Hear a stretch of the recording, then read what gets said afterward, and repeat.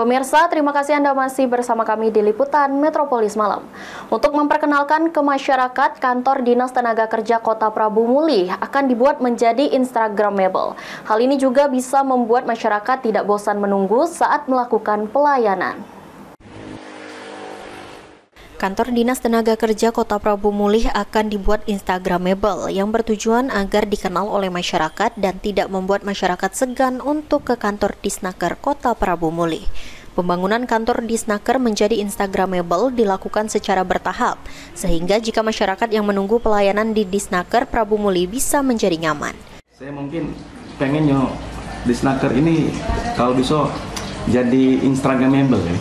Jadi masyarakat tahu ini Disnaker lo gitu kan.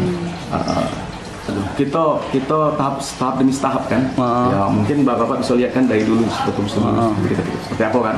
Sekarang kita mungkin buat payung sama kursi untuk duduk sambil nunggu pelayanan di sini. Selain ingin membuat pelayanan senyaman mungkin untuk masyarakat, Disnaker juga akan memberikan cindera mata dan juga akan memperhatikan pelayanan untuk kaum disabilitas. Anggi Perkasa, PAL TV.